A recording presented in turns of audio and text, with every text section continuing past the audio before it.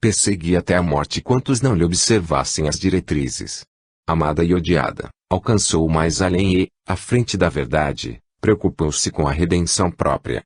Regressou à terra, várias vezes, apagando-se devagar, quanto ao brilho terreno que ostentava, até que rogou a prova final, em que a identificamos presentemente, habilitando-se no corpo enfermo e disforme, em acentuada penúria, para ascensão próxima à espiritualidade superior.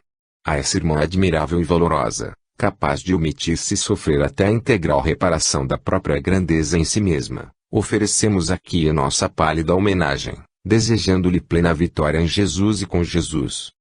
Vejo-te, soberana, aos painéis da memória. O trono te amoldura a face de outras eras. Oprimas sem temor, espancas onde imperas. Fuges no fausto vão de vaidade ilusória. A paixão te esfogueia a fome de vanglória. Exilas e destróis, humilhas e encarceras. Vem a morte, no entanto, entre forças austeras. E largas sob a cinza pompa transitória. Foi-se o tempo. Hoje achei-te em catre duro e estreito. Paralítica e só, parafusada ao leito. Chorei ao ver-te achosse o triste quarto em ruínas. Mas louvo o fel de agora ante o sol do futuro. Pela dor subirás ao reino do amor puro. Em teu carro estelar de açucenas divinas. Dor, lei de equilíbrio. J. Herculano Pires. É fácil dizer que esse episódio decorre de sugestão. Chico Xavier acredita na reencarnação, impressionou-se com a paralítica e inconscientemente procurou explicar o caso. Na sessão espírita caiu em transe e do seu inconsciente aflorou através da escrita automática o soneto e sua dedicatória. Se perguntarmos como explicar a abertura do Evangelho na página aplicável ao caso, é fácil apelar para a influência do meio, mas toda essa explicação não passaria de um arranjo hipotético, sem qualquer prova objetiva. Simples fabulação pseudocientífica. Na doutrina espírita não há fabulações dessa espécie. Há fatos e comprovações, a mediunidade estudada e experimentada desde Kardec até hoje, comprovando a sua realidade através de resultados positivos, além das comprovações vindas da própria área científica, materialista, através das pesquisas metapsíquicas e parapsicológicas, a reencarnação submetida ao mesmo processo, a psicografia analisada em seus dois aspectos, o anímico, escrita automática, e o espirítico, escrita psíquica de autores espirituais identificados rigorosamente. Além disso, a convergência diária e universal das provas em todo o mundo. Onde entra o poeta Epifânio Leite na fabulação inconsciente? Como e por que surgiu na memória subliminar de Chico Xavier? E como essa imagem fantasiosa conseguiu imitar o estilo do poeta? Sabemos que Epifânio Leite é quase totalmente desconhecido e que o médium não é nenhum especialista em poesia e história literária. Confrontando esse episódio com muitos outros da bibliografia espírita e das ciências psíquicas, não temos razão para duvidar da sua veracidade. A hipótese espírita se confirma no testemunho universal dos fatos. Legitima-se cientificamente através de estudos e pesquisas, espíritas e não espíritas, no correr de mais de um século. Leon Denis definiu a dor como uma lei de equilíbrio e educação. Vemos nesse episódio a ação dessa lei através de 4 séculos. E não vemos Deus castigando a soberana, mas ela mesma se submetendo à lei de equilíbrio para alcançar por meio da dor a compreensão e o sentimento de humanidade que lhe faltaram no passado. Guerras e aflições. Chico Xavier. A nossa reunião pública, integrada por vários grupos de companheiros, teve por tema central a questão 745 de O Livro dos Espíritos. Os comentaristas presentes falaram sobre os quadros aflitivos das guerras do passado e daquelas que ainda hoje acontecem no mundo. Figuras destacadas dos conflitos humanos foram lembradas. E o assunto como que envolveu todos os amigos presentes, suscitando opiniões diversas. Ao término da reunião, foi o nosso caro Emanuel quem escreveu os apontamentos finais da noite na página Paz e Amor. Paz e Amor. Emanuel. Lembra os que passaram no mundo, antes de ti, agindo e auxiliando para que a vida se fizesse melhor. Por outro lado, reflitamos que não restam senão cinzas daqueles outros que instalaram ódio e vingança em si mesmos, perseguindo os próprios irmãos. Esses transitaram nos caminhos terrestres disseminando viuvez e orfandade. Vestiram-se muitas vezes de ouro e púrpura, assinalando, porém, a retaguarda com as marcas infelizes do luto e da opressão.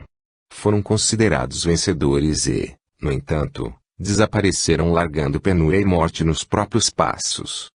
Aqueles, porém, que te legaram o recanto acolhedor em que estagias no mundo, caminharam sofrendo e abençoando, desculpando e servindo.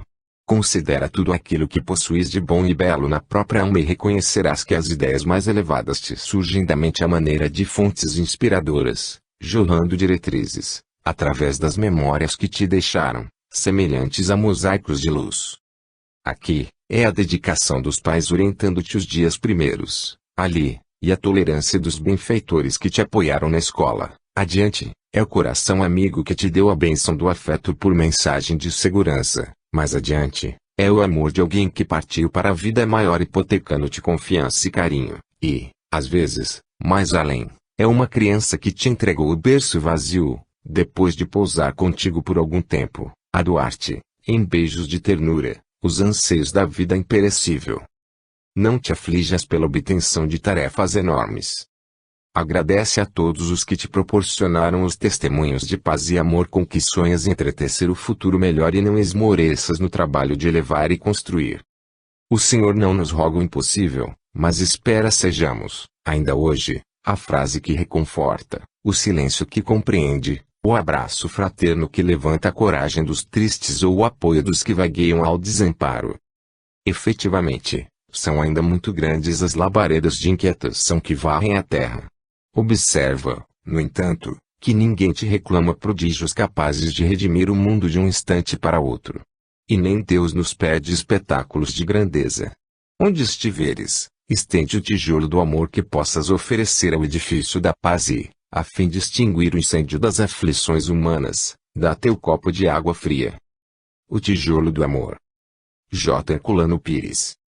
Tijolo a tijolo o homem constrói a sua casa, destinada a ser o seu refúgio no mundo. Ali dentro procurará desenvolver as intuições que traz da vida espiritual, na criação paciente do lar, no convívio amoroso da esposa e dos filhos. A casa é o seu ninho de amor. É o meio adequado à germinação das sementes divinas semeadas por Deus no seu coração. O ego solitário e duro como pedra, que caracteriza a individualização, será rompido como as lajes da calçada pelo poder sereno e suave da relva. Primeiro a mulher que o atrai pelo magnetismo da espécie e, depois os filhos, que o prendem pelos laços da afinidade, forçam naturalmente a expansão do seu egoísmo que é o amor em semente, fechado em si mesmo. Como a semente, o seu ego se rompe pelas brechas da casca e o amor começa a germinar. É o processo de socialização que se desenvolve. Do lar o amor se expandirá para os demais familiares, para o meio social, para a humanidade. Mas antes de atingir o grau superior do amor ao próximo, ensinado por Jesus, a planta em desenvolvimento se enroscará no muro ou na cerca e se enrolará como trepadeira espinhosa, defendendo o seu reduto.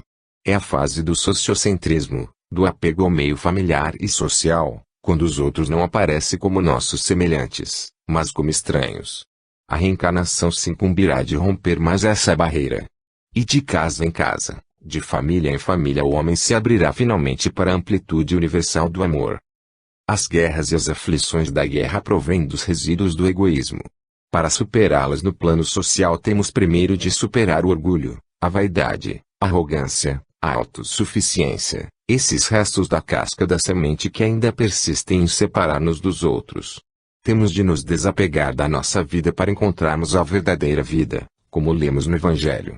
A nossa vida é um fragmento da vida abundante, do oceano de vida que anima o universo. Sem compreendermos isso nunca teremos paz. A expressão de Emmanuel, o tijolo do amor nos mostra que só o amor constrói, mas não constrói para prender-nos de novo entre muros e cercas de espinhos e sim para libertar-nos. O copo de água fria, por sua vez, e a água da paz que damos aos outros e que no simples gesto da doação apaga o incêndio das aflições humanas. Essa receita exige a nossa reflexão. Vem sendo tóxico. Chico Xavier. Envio-lhe a mensagem recebida numa ligeira reunião de preces, formada com 4 amigos procedentes de cidade distante. 3 deles acompanhavam um rapaz que enveredara nos tóxicos. Com ele completávamos um grupo de 5 pessoas. O jovem de 22 anos de idade pediu para orarmos juntos, buscando a força de que se sentia necessitado para esquecer os euforizantes. Depois da prece, o amigo espiritual que lhe fora pai na terra compareceu em nosso ambiente e escreveu ao filho a carta que vai anexa. O rapaz reconheceu a presença paterna, chorou comovido e levou consigo a mensagem no original. Alguns meses depois voltou ele com 2 dos amigos que o trouxeram ao nosso convívio pessoal. Mostrou-se plenamente refeito, corajoso para a vida. E, ao declarar-se reconduzido aos estudos que havia abandonado, entregou-me uma cópia da carta paterna por nós psicografada. Os amigos que o seguiam sugeriram-me enviar essa página às suas mãos para divulgação com nossos estudos conjuntos. O rapaz também aceitou a ideia, solicitando apenas que o nome do genitor seja colocado em iniciais, por motivo de respeito filial. Carta de pai. J.R. Meu filho. Compreendemos, sim. Atiramos-te cedo à luta sem considerar-te a mentalidade em reformulação. Quantas vezes tua mãe e eu te entregamos a mãos mercenárias e quase sempre irresponsáveis, quando despontavas do berço, à vista dos imperativos de relacionamento social. Noutras ocasiões, assim procedíamos de modo a desfrutarmos sozinhos as horas feriadas que nos surgissem, a título de refazimento ou distração. E, em regressando a casa, nunca te perguntamos pelo que viste ou ouviste, a fim de estabelecermos contigo um diálogo adequado para que se te pacificasse o espírito inquieto à frente da vida. Enviamos-te à escola, no entanto, para falar a verdade, não expressávamos interesse permanente por teu currículo de lições. E quando nos apresentavas certos assuntos colhidos involuntariamente à margem do ensino, frequentemente dávamos de ombros, julgando-te a conversação demasiado infantil, afastando-nos sob pretexto de serviço urgente. Largamos-te as impressões alheias, nem sempre as mais construtivas, de maneira a nos encasularmos no ócio doméstico.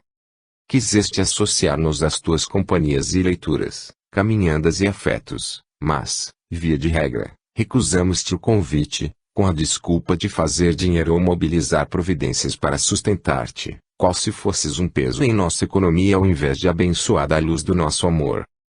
Distanciamo-nos de ti e deixamos-te sós, impensadamente a verdade. Achávamo-nos como que anestesiados pela obsessão de ganho para excessivo reconforto, incapazes de oferecer-te cobertura nos domínios do coração. A morte, entretanto, apareceu quando nem havíamos começado a pensar convenientemente na vida, a transferir-nos de plano, e hoje vemos-te em perigo, espiritualmente desprotegido, cansado, desiludido, enredado em desequilíbrio e doença.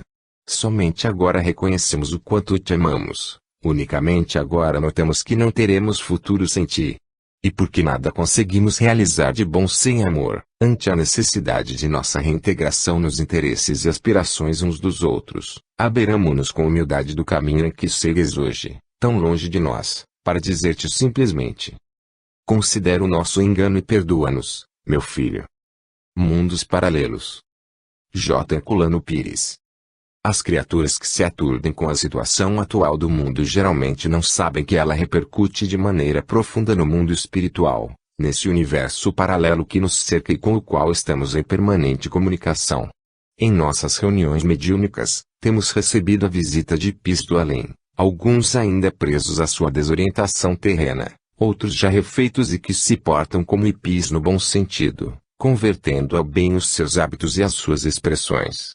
A juventude transviada é o produto da desorientação dos pais, da maldade dos adultos, do egoísmo que corrói o coração das velhas gerações. Por isso, a revolta dessa juventude é um desafio à nossa falta de compreensão e à nossa falta de amor. No episódio que hoje divulgamos temos a retratação de um pai que volta ao meio terreno, através da mediunidade de Chico Xavier, para pedir perdão ao filho que não soube compreender em vida.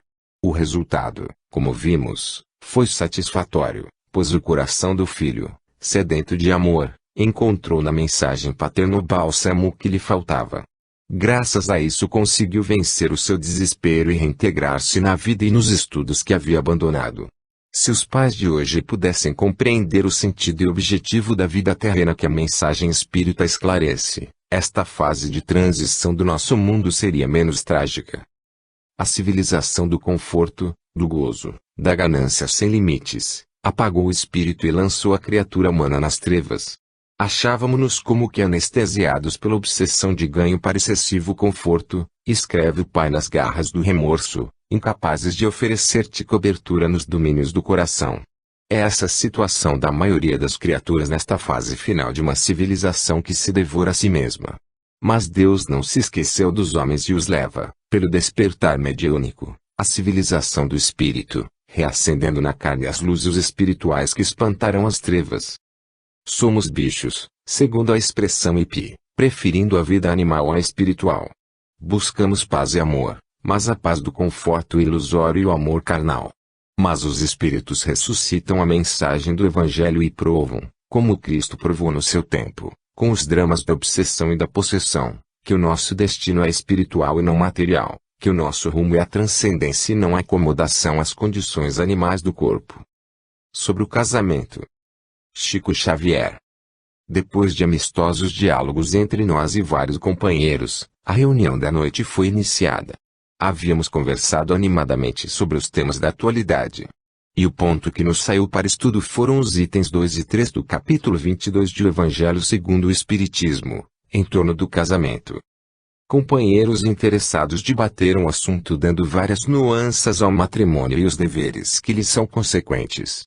Diversos aspectos do tema foram analisados por irmãos e irmãs procedentes de cidades várias, sob os ângulos masculino e feminino. Ao término de nossas tarefas, o nosso caro Emmanuel escreveu a mensagem que intitulou União a Dois, desdobrando as opiniões expostas. União a Dois. Emmanuel. Lutas do casamento. Provas do casamento. Quem disse, porém, que a concretização do matrimônio é felicidade estruturada a toques de figurino não atingiu a realidade. A união a dois, no culto da afinidade ou na execução de tarefas mais amplas da família, é um encargo honroso, qual sucede a tantas obrigações dignas. Nem por isso deixa de ser trabalho por efetuar. E trabalho tão importante que, não sendo possível a um coração apenas, foi preciso reunir dois para realizá-lo. Quando um companheiro delibera empreender certa pesquisa, ou se outro abraça determinada profissão, não nos aventuramos a iludi-los com visões de felicidade imaginária. Ao invés disso, reconhecemos que escolheram um laborioso caminho de serviço em que lhes auguramos o êxito desejado. De igual modo, o casamento não é construção sem bases, espécie de palácio feito sob medida para os moradores. Entre os cônjuges é imperioso que um aprenda a compreender o outro, de maneira a desenvolver as qualidades nobres que o outro possua, transformando-lhe consequentemente as possíveis tendências menos felizes em aspirações à vida melhor. Claramente, todos temos vinculações profundas, idiosincrasias, frustrações e dificuldades. A reencarnação nos informa com segurança quanto a isso, indicando para que lado gravitamos em família, segundo os mecanismos da vida que a experiência terrestre nos induz a reajustar. Em razão disso, todo par e toda organização doméstica revelam regiões nevrálgicas entretecidas de problemas que é preciso saber contornar ou penetrar, a fim de que o futuro nos traga as soluções da harmonia irreversível. Se te encontras ao lado de alguém, sob regime de compromisso afetivo, não exijas de imediato a esse alguém a apresentação dos recursos de que ainda necessite para ser aos teus olhos a companhia perfeita que esperavas encontrar entre as paredes domésticas. Nem queiras que esse alguém raciocine com os teus pensamentos, porquanto a ninguém é lícito reclamar de outrem aquilo que ainda não consegue fazer. Se não desejas receber nos próprios ombros a cabeça de quem abraçou contigo as responsabilidades da união a dois, é mais que natural não possas impor a própria cabeça aos ombros da criatura a quem prometeste carinho e dedicação. Todos somos filhos de Deus. O matrimônio é a obrigação que os interessados assumem livremente de que prestarão justa conta um ao outro. Conquanto isso, o casamento não funde as pessoas que o integram. Por isto mesmo a união a dois, além da complementação realizada, recorda a lavoura e a construção, cada cônjuge colhe o que plantou, tanto quanto dispõe do que fez. As leis do casamento. J. Herculano Pires. São duas as leis básicas do casamento, segundo a apreciação de Kardec, nos textos citados: a lei material e divina de união sexual para a reprodução da espécie e a lei moral e divina do amor para a evolução espiritual dos seres. Ambas são divinas, pois todas as leis da natureza provêm de Deus. Mas os homens, no abuso do seu livre-arbítrio, deturpam a lei biológica de reprodução e fraudam ou confundem a lei de amor com os interesses inferiores da animalidade. São essas atitudes negativas que criam as dificuldades, os dramas e as tragédias do matrimônio. Das duas leis básicas mencionadas por Kardec na ordem em que as obedecemos, primeiro a material e depois a moral, aqui deve prevalecer a segunda, pois a nossa essência é espiritual, a nossa natureza é moral e não material. Como damos prevalência à primeira, a lei de ação e reação, que determina os nossos destinos, aplica-nos os mecanismos da reparação que nos levam aos casamentos sacrificiais. Saber suportá-los é o meio de reparar os abusos do passado e predispor-nos às compensações futuras. Toda fuga à reparação devida constitui protelação de sacrifícios, pois as leis naturais se cumprem ao longo do tempo. As responsabilidades do casamento não se referem apenas aos esposos, mas também aos filhos e familiares de lado a lado. Por isso o divórcio é permitido, como ensinou Jesus, em virtude da dureza dos nossos corações, mas aqueles que puderem evitá-lo vencerão mais depressa na senda da evolução espiritual. A união a dois é sempre um encargo honroso, como acentua Emmanuel, e feliz daquele que sabe mostrar-se digno desse encargo. Água na fonte. J. Herculano Pires. Fomos buscar água na fonte. Ao invés de esperar a mensagem pelo correio, fomos pegá-la das mãos de Chico Xavier. Antônio Zaro, redator da revista Planeta, deu-nos a honra da sua companhia e testemunhou a recepção da mensagem. Conversamos longamente com o médium sobre suas relações com o mundo invisível. A naturalidade e a simplicidade de Chico pôs-nos à vontade. Falamos de tudo quanto foi possível, sem qualquer intenção de entrevista. Um bate-papo entre amigos, nada mais do que isso. Quando quisemos nos retirar, a chuva aumentou. Abençoada chuva que nos proporcionou colher a água da fonte nas mãos em concha. Zaro foi subitamente impregnado de perfume de rosas. Não sentíamos nada no ambiente. O próprio Chico não percebia o perfume. Mas Zaro estava impregnado. Nas mãos, nos braços, no corpo. Era uma saudação de Sheila ao jovem jornalista. O bondoso espírito da enfermeira alemã recebia assim, em nome dos anfitriões espirituais, dando-lhe uma prova gentil da presença invisível. Logo depois propusemos a Chico a realização de uma prece, na esperança de que a água do além brotasse da fonte mediúnica. Havíamos falado de Deus, entre outros assuntos. Iniciada a prece, Chico Xavier começou a psicografar com a rapidez habitual. Recebeu primeiro uma carta de Pablo a nós endereçada. Uma carta íntima, de amigo para amigo, em que o tio Pablo se referia a Cerqueiras, César e Avaré, as cidades da Sorocabana em que vivemos as primeiras experiências espíritas. O seguir, sem solução de continuidade, Chico recebeu, com a mesma rapidez, um alexandrino de autoria de Tobias Barreto, o famoso poeta e filósofo sergipano. O seu monismo, agora espiritual, ressalta do soneto psicografado por Chico Xavier. A quem? Tobias Barreto. Céus cuja imensidão ninguém doma ou traduz. Impérios imortais de flamas estelares. Sirius, Veiga, Altair, Canopus, Lira, Antares. Astros vivos do azul, para quem vossa luz. Terra, a quem procurais no giro que produz. A estranha orquestração surgida em vossos mares. Aves, a quem falais por notas milenares. Flores, a quem vos dais. Quem vos guarda e conduz. Revelações de sonho estéril fecundo. Melodias de amor que sustentais o mundo. A quem vos dirigis em vossos apogeus. Do píncaro mais alto às entranhas do solo. Toda a vida terrestre indaga, polo a polo. E uma palavra só a tudo responde, Deus. As asas do condor. J. Herculano Pires.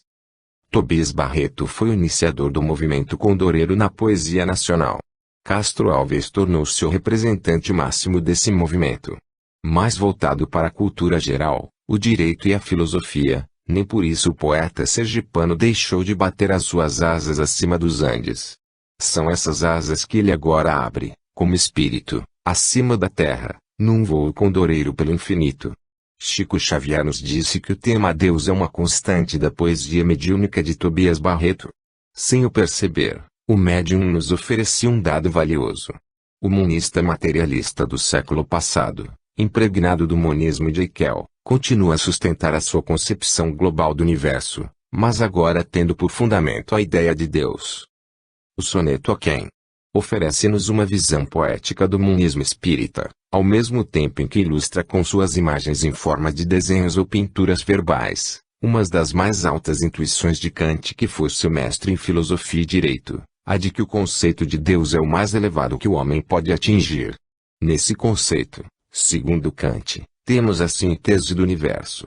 Por isso, o monoteísmo judaico propiciou o aparecimento e desenvolvimento no mundo do monoteísmo cristão que deu origem à civilização ocidental. Abrindo as asas de sua inspiração no infinito, o poeta condoreiro Tobias Barreto nos mostra, num alexandrino psicografado por Chico Xavier com extrema rapidez, que todas as manifestações da vida no cosmos, desde o cântico das aves na terra até o esplendor dos astros vivos do azul, se dirigem para um único alvo, que é Deus. O monismo filosófico de O Livro dos Espíritos encontra, nesse soneto de Tobias Barreto, uma das suas mais belas expressões poéticas. Curioso notar que algumas palavras do soneto, como lira e orquestração, foram escritas assim no original psicografado, de acordo com a ortografia antiga. Não raro isso acontece com os poetas antigos, o que mostra a persistência do automatismo da escrita no espírito, que se manifesta como lembrança quando eles escrevem sob influência terrena, servindo-se das mãos de um médium. Cid Franco de volta. Chico Xavier. Conforme lhe comuniquei pessoalmente, recebemos a segunda mensagem de nosso amigo, o escritor Sr. Cid Franco.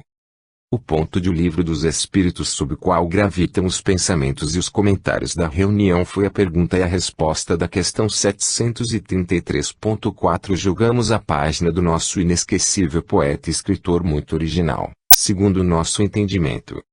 Que será de nós? Cid Franco. Que será de nós se não sobrevivermos em Cristo tanto quanto Cristo busca sobreviver em nós? Não passaremos de símios acorrentados à teia dos cromossomos.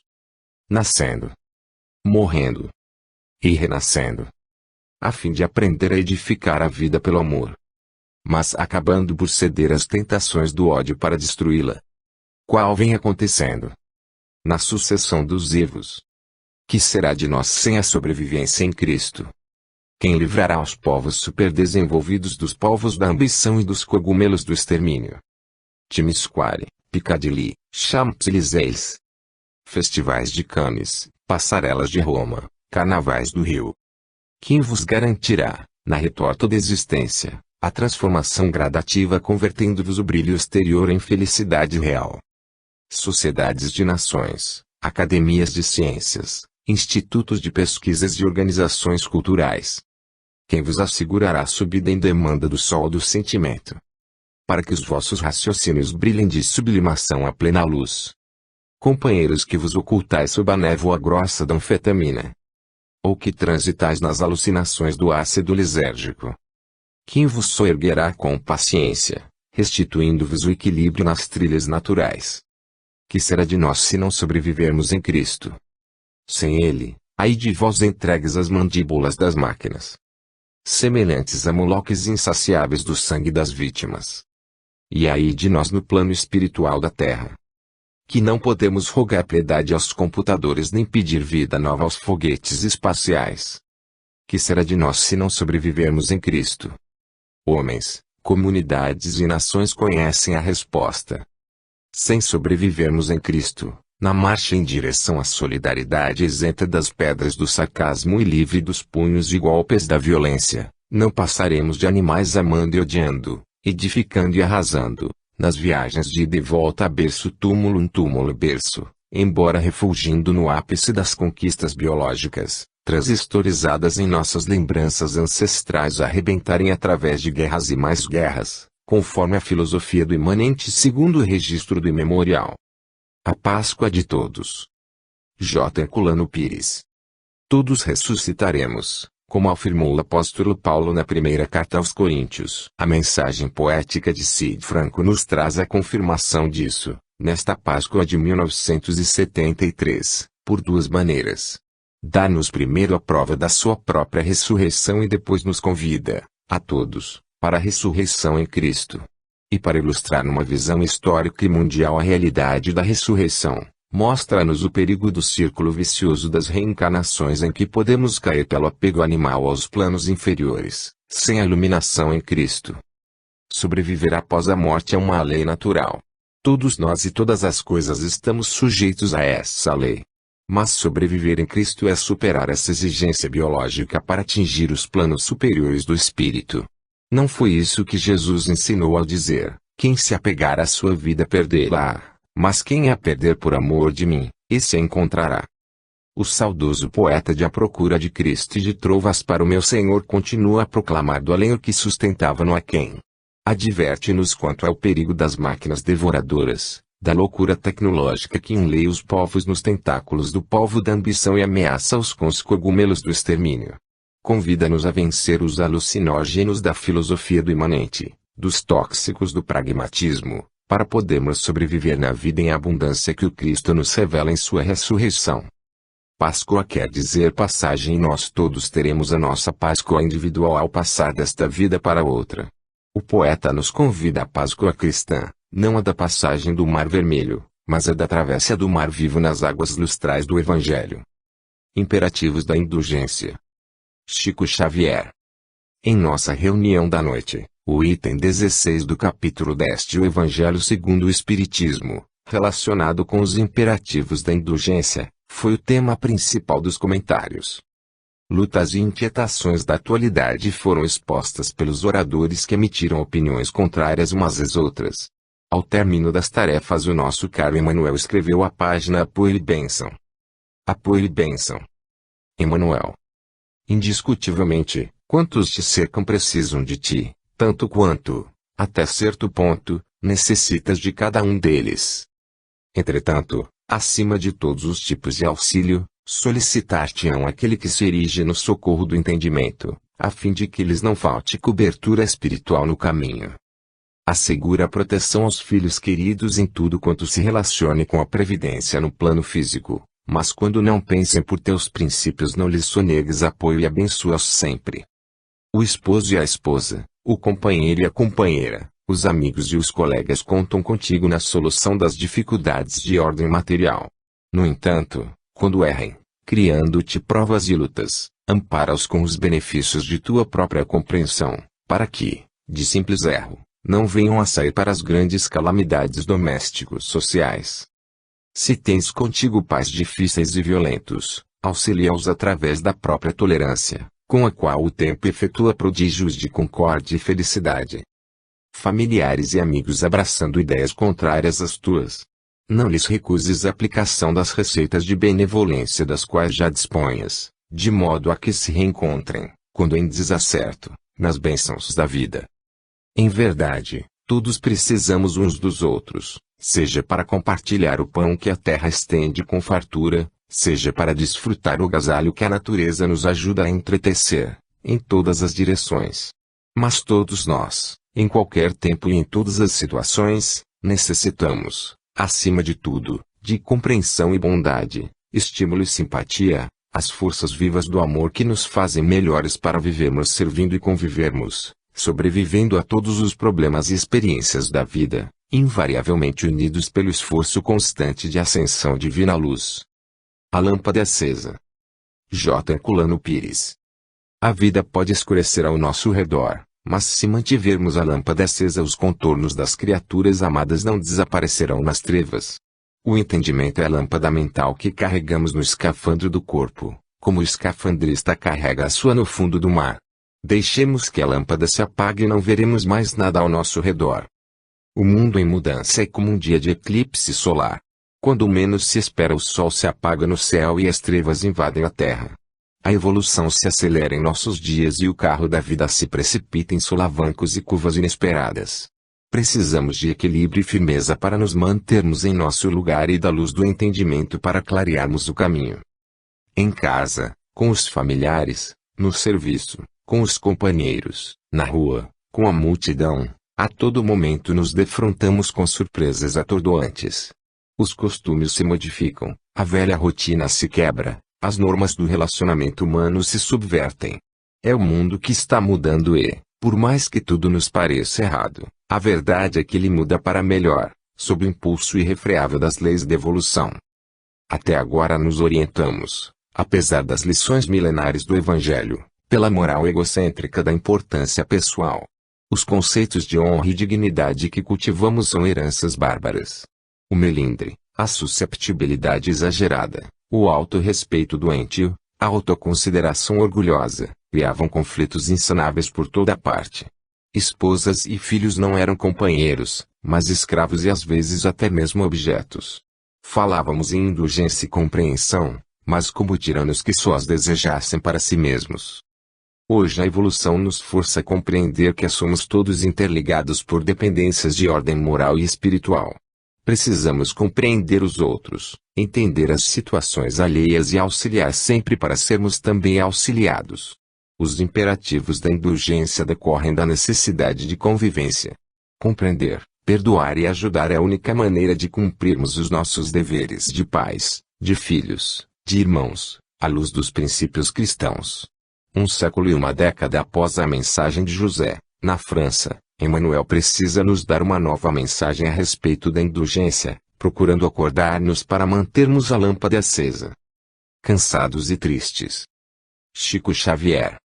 Muitos dos amigos e irmãos que nos visitavam a instituição mostravam-se desanimados e abatidos. Problemas da vida e conflitos em família eram comentados por grande número de companheiros. E muitos outros se diziam cansados e tristes, sem alegria de viver. Depois da visita aos lares, que fazemos habitualmente aos sábados, as conversações cessaram e deram lugar à reunião. O Livro dos Espíritos nos deu para estudo a pergunta questão 943. O tema, que se referia às anotações da noite, foi explanado por uma de nossas irmãs presentes. Ao término das tarefas, a nossa Maria Dolores escreveu a mensagem-poema intitulada Retrato da Fé. Retrato da Fé. Maria Dolores. Ao homem que tombara em desalento, crendo-se velho, inútil e sozinho, Deus permitiu pudesse escutar, certa feita, grande árvore seca, mas de pé, que lhe falou, num cântico de fé, à beira do caminho: amigo, ergue-te e segue. Deus nos vê. Não perguntes por quê. A velhice aparente nos recobre. Muitos passam aqui, parando na viagem. Lamentam minha nudez, dizem-me triste e pobre. Entretanto, ainda aguardo a seiva da esperança e da coragem que Deus criou em mim. Um dia fui esplêndido jardim. Os pássaros cantavam nos meus braços. Depois voavam, devorando espaços. Em seguida, tornavam da distância a me pedirem ninhos. Com que amor lhes guardava os filhotinhos. Louvava o excelso Pai por minha mocidade. E orava a oferecer-lhe a minha gratidão. Sob a forma de flores. Do júbilo profundo. Quando se tem no mundo a paz do coração, Deus aceitava as minhas preces, transformando-as em frutos. Para todos aqueles que passassem. Quantos homens vieram e os colheram? Muitos nobres e bons, outros fracos e brutos. Que me varavam, galho a galho. Sem refletirem no trabalho que Deus tivera em me formar. Mas nada perguntei a eles quanto a isso. Todos somos de Deus para a luz do serviço. Tendo por privilégio o dom de trabalhar. Minha copa era grande. Era um vestido. Todo ele a vibrar, entretecido. De folhas semelhantes esmeraldas. Por isso mesmo, ante o verão candente, alegrava-me ouvindo a voz de tanta gente que me buscava o teto, assim como se busca a brandura da fonte quando o sol nos ofusca, lembrando a águia de fogo, fugindo sem cessar ao pouso do horizonte. Depois, o tempo veio. Tudo parece haver levado meu corpo agora nodulado e feio. Mas creio em Deus e firmo-me de pé. Porque Deus certamente me deseja para qualquer tarefa benfazeja. Talvez que este meu corpo feio e nodulado possa servir de apoio certo e amigo para algum pássaro cansado que esteja ao desabrigo. Não sei qual o destino a que o céu me conduz. Se algum machado bronco surgirá, de repente, a decepar meu tronco, para que eu volte ao alto, em espiras de lume, na forma de calor ou de perfume, em alguma fogueira que me aguarde. E nem sei se serei aproveitada em singela choupana que me acolha, mais tarde, para ajudar a nobre vida humana. Nada sei do porvir. Sei que pertenço a Deus e que devo servir. O homem que se cansara sem razão levantou-se do chão, fitou o mundo em torno, do verme ao firmamento e do lodo ao cascalho. Tudo era vida e luz, regozijo e trabalho. No pranto de emoção, que alegria lhe dava ao coração, exclamou para os céus: Sê louvado, Senhor. Não lenho que julguei largado e semi-morto. Deste-me nova fé, visão, auxílio, reconforto. Perdoa-me, Senhor, a rebeldia. Esquece todo o mal que fiz nos erros meus. E pelo doce amor que esta árvore, a sós, em tesouro irradia. Obrigado, meu Deus. Retrato do tédio. J. Herculano Pires. Maria Dolores nos dá, nesse poema, não só o retrato da fé, mas também o retrato do tédio. Na pergunta 943 de O Livro dos Espíritos temos a resposta de que o tédio provém da ociosidade, da falta de fé e da saciedade. O homem saciado e ocioso não encontra beleza nem estímulos na vida. A falta de fé o leva ao desespero e angústia que caracterizam o nosso tempo e sua árida filosofia. O homem é uma paixão inútil, afirma Sartre, o filósofo e profeta do nada. O homem velho, inútil e sozinho que encontrou a árvore seca é um retrato do tédio e da náusea, da famosa náusea sartreana. Mas a árvore seca estava em pé. Continuava de galhos abertos no espaço, no mesmo gesto acolhedor do passado verdejante. E se não tinha mais frutos, podia ainda oferecer ao viandante o seu exemplo de firmeza e de fé. Todas as coisas falam. E se tivermos ouvidos de ouvir, como ensina o Evangelho, as pedras podem clamar ao nosso redor e as árvores secas podem transmitir-nos as suas mensagens. A velhice, a inutilidade, a solidão só existem para aqueles que se entregam ao desânimo, que subestimam as próprias forças. Como ensinava Leon Denis, cada fase da vida tem a sua finalidade no conjunto da existência. Se as forças físicas enfraquecem na velhice, as forças espirituais podem aumentar. Se o homem não tem mais ilusões, tem experiência e sabedoria. O jovem afoito, embriagado pela juventude, está sujeito a muitos erros e decepções. O velho experimentado e compreensivo será uma velha árvore que pôde acolhê-lo e despertá-lo para a compreensão real da vida, apontando-lhe o caminho seguro da fé e luz da razão. O tédio é a ferrugem da alma. Só corrói as almas que se abandonam a si mesmas, que se atiram por covardia nos montes de ferro velho. Respeito aos pais. Chico Xavier. A mensagem de Maria Dolores, homenagem às mães 5, foi recebida em nossa reunião pública após a leitura do item 3 do capítulo 14 do Evangelho segundo o Espiritismo. O tema se refere ao respeito que devemos aos nossos pais na terra. Ouça, mãezinha. Maria Dolores. Quero lembrar, mamãe, a vida de criança. Quando você me punha de mãos postas e ensinava-me a oração. Pai nosso, que estás no céu, santificado seja o vosso nome. Depois da prece, ao desunir-me as mãos, você me esclarecia. Todos somos irmãos. A lei de Deus é praticar o bem, perdoar e servir sem perguntar a quem. No entanto, logo após, se alguém me molestava, você perdia o rosto amigo e protestava incontinenti. Quem ferir a você há de se haver comigo. Se me entregava à rebeldia, quebrando o prato ou rasgando a lição, você me recolhia junto ao peito.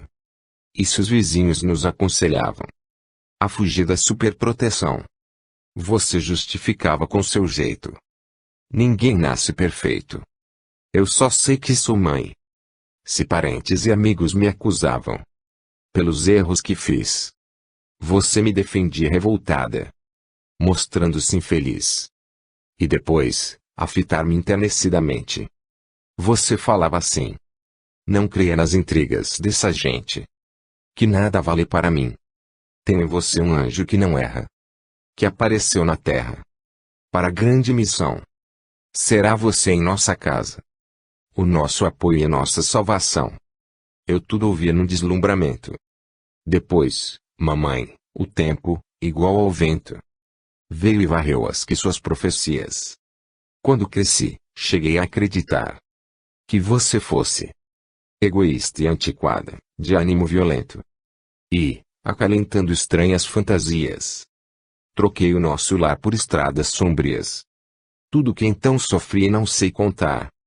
Muitas vezes chorei, meditando em você, triste sozinha, nas aflições e mágoas que lhe dei.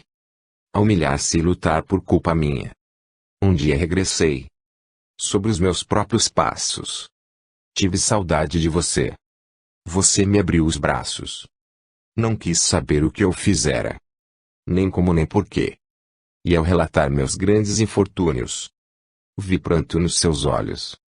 Seu carinho enlaçou-me e você me falou cariciosamente, no mesmo antigo e doce tom de voz: nunca perca a esperança, meu tesouro. Deus terá novo rumo para nós. Hoje, passado tanto tempo, venho vê-la e beijá-la, mãe querida.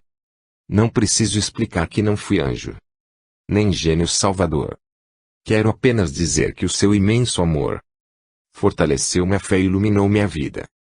E se posso pedir algo de novo, embora não mereça, abrace-me e perdoe. Perdoe e esqueça as lâminas e espinhos que lhe finquei no peito, em forma de aflição. E depois da oração que você me ensinava, diga, mamãe, enquanto estamos sós: nunca perca a esperança, meu tesouro. Deus terá novo rumo para nós. A nova dimensão. J. Herculano Pires. Acelera-se a evolução da Terra. Novos tempos abrem-se diante de nós. Da chamada era tecnológica passamos sem sentir para a era psicológica. Começamos a perceber, apesar dos óculos opacos do pragmatismo, que na verdade não vivemos no plano material, mas no espiritual. Acertam as filosofias da existência ao sustentarem a natureza subjetiva do ato de existir. O homem não é um ser biológico, mas psíquico.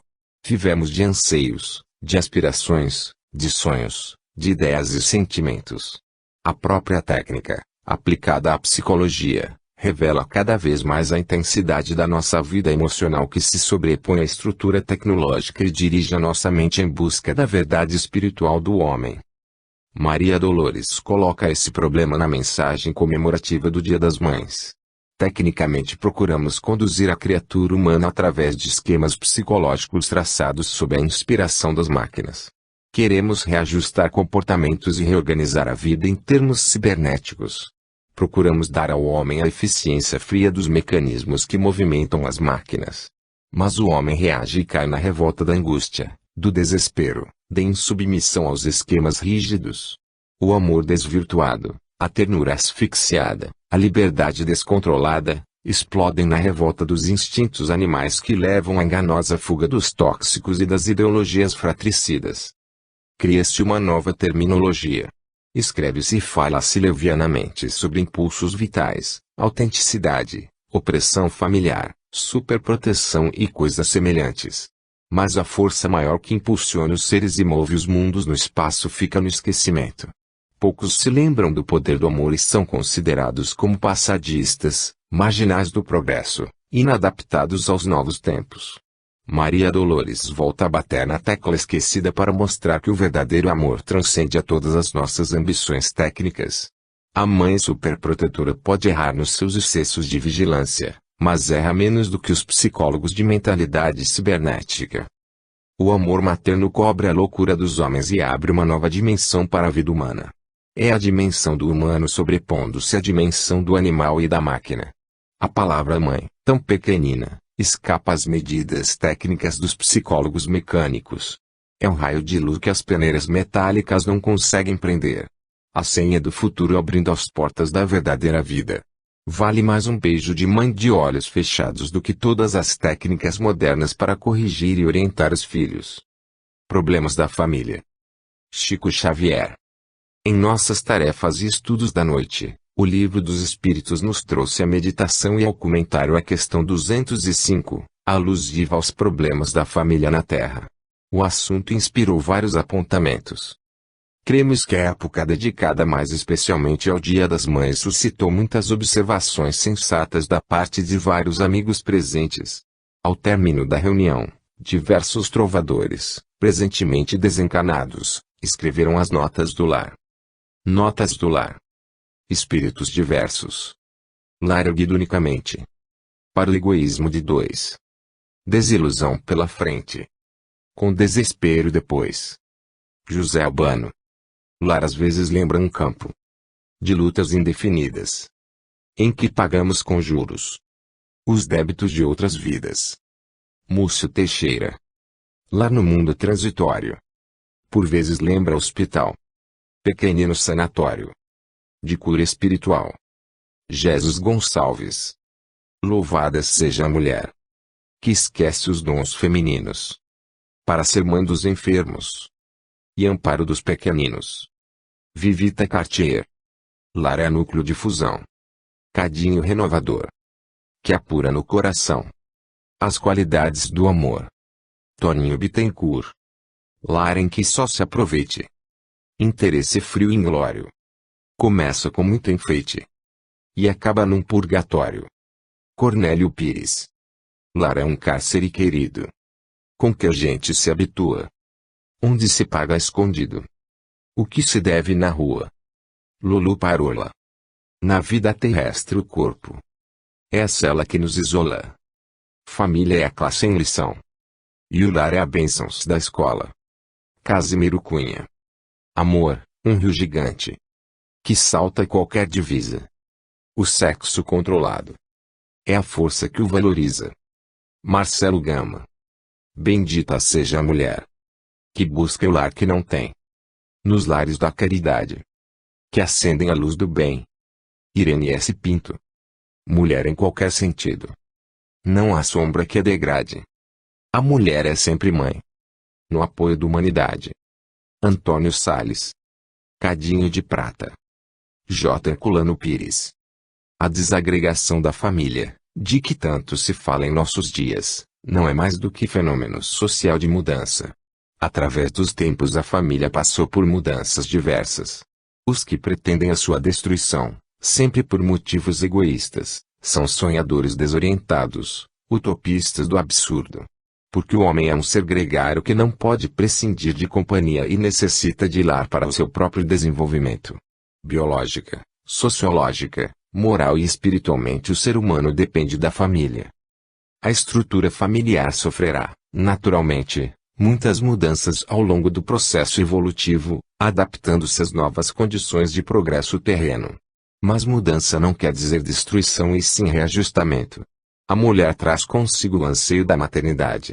O homem, por mais que se extravie nas suas tendências aventureiras e nas teorias egocêntricas, guarda sempre consigo o desejo secreto da paternidade. E todos temos, no mundo espiritual, criaturas amadas que precisam retornar ao nosso convívio na Terra. Por tudo isso, o lar pode ser comparado a sanatório, campo de lutas, cárcere, escola, purgatório, como fizeram os trovadores do além. Mas a imagem talvez mais apropriada seja a de núcleo de fusão, cadinho renovador que Toninho Bittencourt nos oferece em sua trova. Cadinho, esse pequeno vaso de metal ou argila, que nos vem da mais alta antiguidade, destina-se à fusão de metais. Entre gregos e romanos usava-se o cadinho de prata que melhor se compara ao lar. Um cadinho precioso em que afundimos os metais do nosso egoísmo para formar a liga do altruísmo. No lar passamos pela experiência da interdependência humana. Aprendemos a amar os outros e não apenas a nós mesmos. Pagamos dívidas de gratidão e abrimos créditos no mesmo sentido.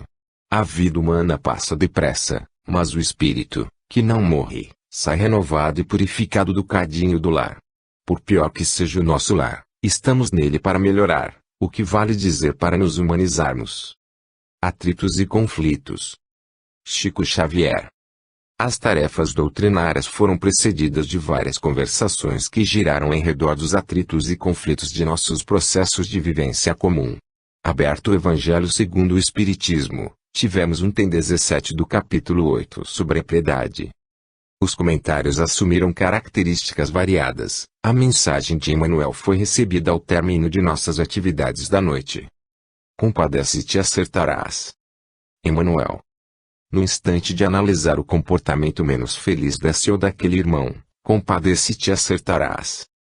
Na base da solução de quaisquer problemas, na ordem moral da vida, a compaixão é a porta de acesso. Em verdade, todos estamos cercados de companheiros crivados de inquietação e de angústia. Não lhes agraves a dor.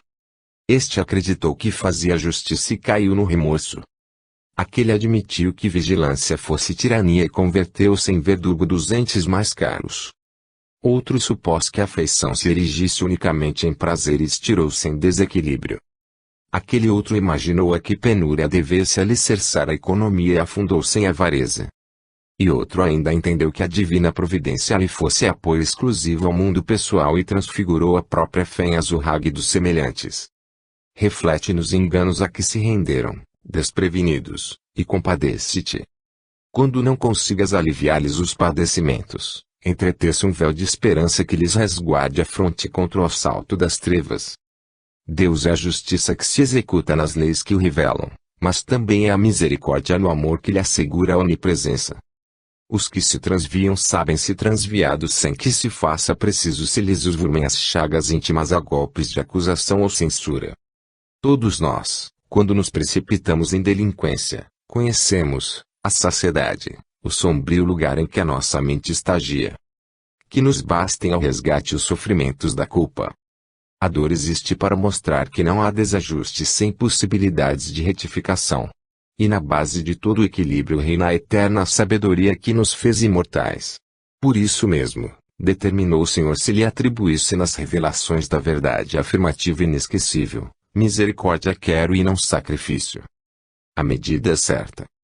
J. Herculano Pires. Medimos sempre. Carregamos em nossa mente a fita métrica do juízo. Se nos apresentam alguém, imediatamente medimos esse alguém da cabeça aos pés. Mas nunca nos interessamos por verificar se o nosso instrumento de mensuração está certo, se não se alterou com o tempo e o uso. Deus nos deu juízo como reflexo da sua divina justiça, pois nos fez a sua imagem e semelhança, não no corpo, mas no espírito. E por isso nos deu também a compaixão que é o reflexo da sua divina misericórdia. A nossa imperfeição nos leva a carregar na justiça e esquecer a misericórdia a quem Deus se equilibram. Em 1862, na cidade de Bordeaux, na França, o espírito protetor Michel deu uma comunicação sobre a piedade que figura no capítulo 13 do Evangelho segundo o Espiritismo. Essa mensagem começa assim: a piedade é a virtude que mais nos aproxima dos anjos. E a irmã da caridade que nos conduz para Deus. Piedade e compaixão são sinônimos. O Espiritismo nos ensina que evoluímos em direção a Deus, mas que entre a condição humana e Deus existe a fase angélica pela qual teremos de passar. Ninguém se elevará espiritualmente usando apenas a fita métrica do juízo. A medida certa que podemos aplicar aos outros é um juízo regulado pela piedade, como Emmanuel volta a ensinar-nos, mais de 100 anos depois da comunicação de Michel. A violência dos tempos antigos que nivelou povos bárbaros e civilizados pelo mesmo padrão de animalidade, como a violência do nosso tempo em que os resquícios do passado repontam ameaçadores, servem para mostrar-nos como é difícil o aprendizado na escola da terra. Alunos renitentes, voltando sempre às mesmas classes, através da reencarnação, ainda não aprendemos a cartilha do Evangelho. A revelação espírita nos socorre neste momento com seus novos métodos de ensino, procurando franquear-nos a porta das promoções necessárias. Já é tempo de pensarmos nas lições de humanidade que Jesus nos deu através de palavras e exemplos. A Terra está em fase de transição para um mundo melhor. Nossas provas atuais são provas finais. Se não passarmos no exame, esmagados ao peso do egoísmo animal, seremos transferidos para outras escolas a fim de reiniciarmos os estudos. Comportamento verbal. Chico Xavier. Precedendo a nossa reunião pública, as opiniões em torno da palavra assumiam várias características. Principalmente no trato das criaturas que nos cercam, como seria melhor o nosso comportamento verbal. Assim diziam muitos dos nossos irmãos presentes. E as